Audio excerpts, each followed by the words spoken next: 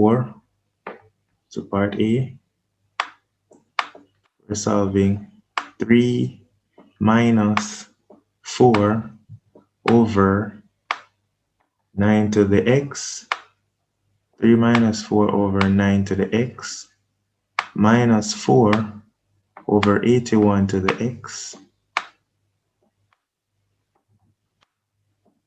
And we're solving this equal to 0.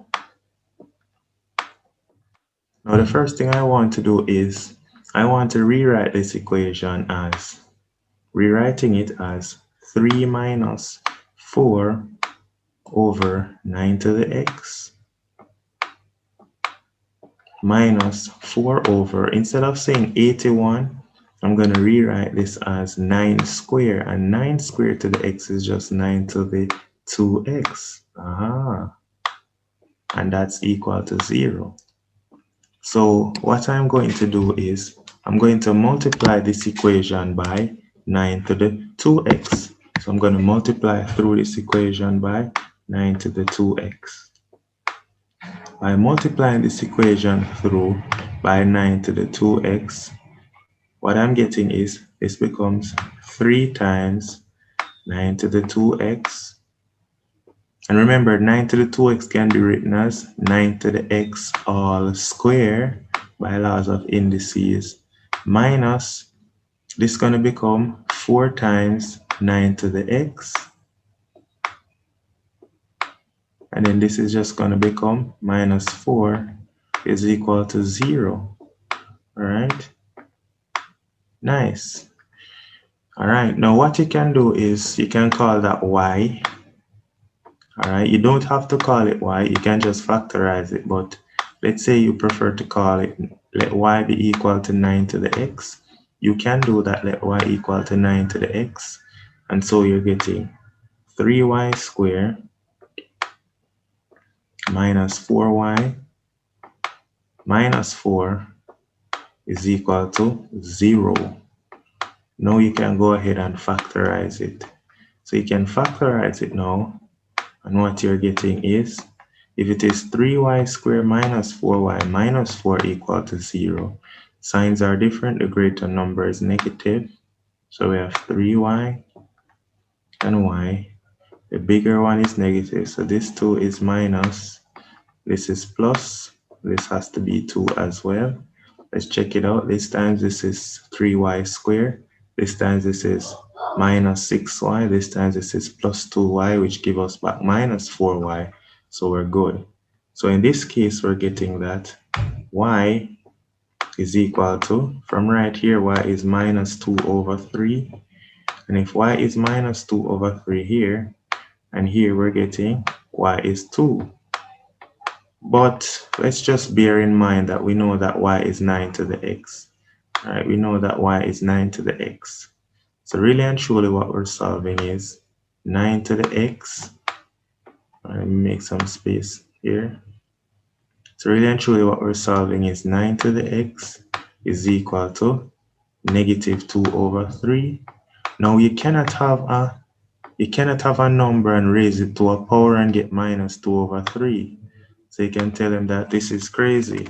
You can tell them that this is crazy. This is crazy. That's crazy.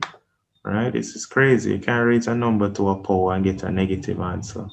So you can throw that away. So the only part we'll focus on is the 9 to the x being equal to 2. If 9 to the x is equal to 2, well, we can take logs of both sides. By taking the log of both sides, we can get that x log 9, right? Using laws of logarithm, x log 9 is equal to the log of 2.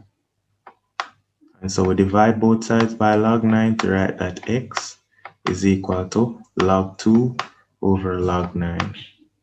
And so we find x is log 2 over log 9. And then you put that in a calculator, log 2 divided by the log of 9, and so you get 0.315. So that is x. X is 0.315. 0.315. That is x. All right, nice and easy, soft. Log 2 over log 9, which is 0.315. Okay, now let's look at the second part of the question. The second part of the question, it says that we are supposed to solve the modulus of 5x minus 6, and we're supposed to solve that equal to x plus 5. So let's go ahead and do that. We're solving the modulus of 5x minus 6. We're solving that, and that is equal to x plus 5. There are two ways you can do this question. If mod A is equal to B, then we know that 5x minus 6 is equal to x plus 5, or we know that 5x minus 6, we know that that is going to be equal to minus of x plus 5. It's one of the two. And so it works out that to be, if we subtract x over here, subtract x, we get 4x, and then we add 6 to both sides, we get 4x equal 11. Divide through by 4, we get x is 11 over 4. That's one answer. Over here now we have or. If this becomes minus x, so bring it over here, it becomes 6x is equal to, we have minus 6 here, so we bring over the minus 6. If we bring over the minus 6, we're going to get, adding 6 to over here, 6 minus 5, 6 minus 5 is 1, so you have 6x is equal to 1, and so what you're getting then is x is equal to 1 over 6. All right, so that's what you get right there. All right, nice and easy. So those are the possible solutions. X is equal to 11 over 4, or x is equal to 1 over 6. When you finish, you just want to test your answer. Always test it. Always test it. So this is how you test it. Test. You need to check. Let's start with when x is 11 over 4. When x is 11 over 4, you need to plug it in here to see if the mod of 5 times 11 over 4 minus 6, that will work out to be, so testing that, it works out to be 5 times 11 over 4 minus 6, that's 7 3/4, that's 7.75. Let's test if we get the same over here. Yes, we're going to get the same over here. 11 over 4 plus 5, that is indeed equal to 7.75. And so 11 over 4 is good. Let's check when x is 1 over 6. When x is 1 over 6, what you do now is when x is 1 over 6, you put it in here and you have the modulus of 5 times 1 over 6 minus 6. The modulus of that is equal to, you put it in here, put it in a calculator, 5 times 1 over 6 minus 6. The modulus of that is 5 and 1 over 6. So that's 5 and 1 over 6, which is 5.167. All right, and on the right hand side, it's going to be 1 over 6 plus 5, which is the same as 5.167. And so both answers are correct. So both answers are correct. All right. That is, x is equal to 11 over 4, or x is equal to 1 over 6. Now, there's always an alternate method to doing these questions. You didn't have to go by this direct method. All right. What you could have done is square both sides, which is the popular choice. The popular choice is to square both sides, where what some persons would do is square both sides to get 5x minus 6 all square. 5x minus 6 all square is equal to x plus 5 all square. All right, this is just the alternate method, which I wouldn't recommend. Right, this is just wasting time. I recommend the first method.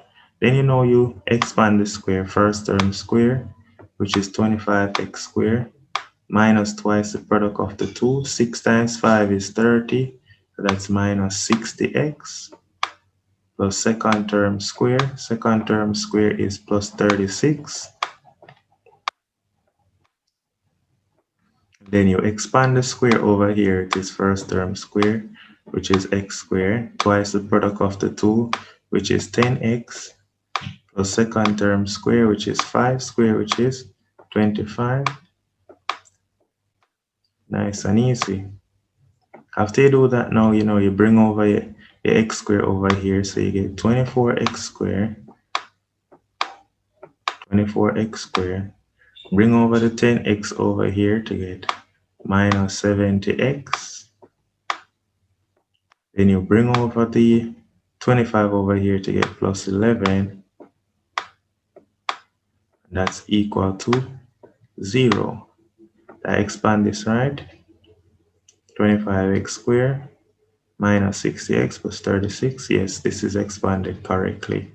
So now is to just go ahead and factorize this, or you could just use quadratic formula from here. Go ahead and use quadratic formula.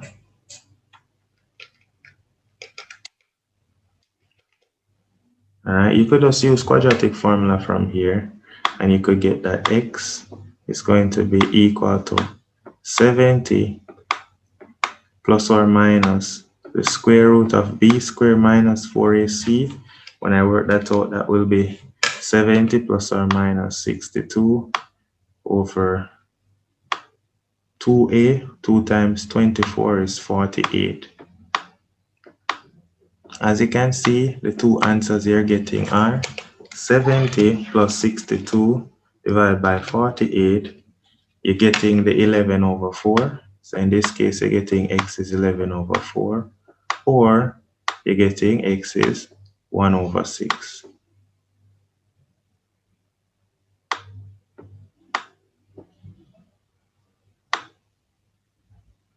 All right, nice and easy. So anyway you take it, you're getting the two answers, them 11 over 4 or 1 over 6. So you can either use it by, squaring both sides, or you can remember this rule. This is the rule that you need to remember. If the modulus of A is equal to B, then A is equal to minus B, or A is equal to B. So that's the rule that you need to remember. Right? That's the modulus rule. Very easy to remember. Soft. All right, let's continue now. Go ahead and look at the next part of the question. The next part of the question says, the growth of the population or the growth of bacteria in a river after time t is given by n is equal to 300 plus 5 to the t. All right, so let's write that down. The number of bacteria in a river is given by n is equal to 300 plus 5 to the t. N is equal to 300 plus 5 to the t. All right, that is n. So now the question that they're asking is, find the number of bacteria present when t is equal to 0. All right, so when t equals 0, we're going to substitute in t into this equation. When t is 0, we plug in t is 0, and so we get n is equal to 300 plus 5 to the 0, and anything to the 0 power is 1, and so n is equal to 301. That's the first part. Nice and easy. Soft. N is 301. Now let's go to the second part of this question. The second part in this question now, it says that find the time required to triple the number of bacteria. So initially, there is 301 bacteria, and we need to find the time that the bacteria will be tripled. So in part 2, a tripling of the bacteria, if you triple 301, so it's 3 times 301, That's when the bacteria is triple. 3 times 301, 300, 3 times 301. And we're going to set that equal to 300 plus 5 to the t. And we're going to find out in how many, t is in hours, we're going to find out in how many hours it takes the bacteria to triple. All right, so we expand this. And so we're getting 903 is equal to 300 plus 5 to the t. And so all we have to do now is subtract 300 from both sides. Subtracting 300 from both sides, we get 603 is equal to 5 to the t. So to solve for t now, all you need to do is take log of both sides. So we're going to take the log of both sides, and so the log of 603 is going to be equal to the log of 5 to the t, log of 5 to the t, but by laws of logarithm, we can bring down the t. So let's write it as t log 5, write it as t log 5, and so t is going to be equal to log of 603 divided by the log of 5. That's how we find t, the log of 603 divided by the log of 5. So you put this in a calculator to work out what is the log of 603. Log of 603 divided by the log of 5, and I'm getting 3.977. Always round off to 3 significant figures, so that's 3.98 hours. So it's taking roughly, so you can give them a statement. It is taking roughly 4 hours. It is taking roughly 3.98 hours. And if you want to convert it to minutes, 0.98 times 60. So in reality, it is taking roughly 3.98 hours. That is, it is taking 3 hours and 58. It's taking 3 hours, 58 minutes, and 48 seconds. It's taking roughly 3 hours, 58 minutes, and 48 seconds for the number of bacteria to be tripled. That's what is happening. So in conclusion, so I would say in my estimation, the river is very polluted. All right, this is a very polluted Caribbean river. Very polluted. Very polluted. A little too polluted. All right. All right. Let's go. So that takes care of module 1. All right. Now we get to go on to module 2.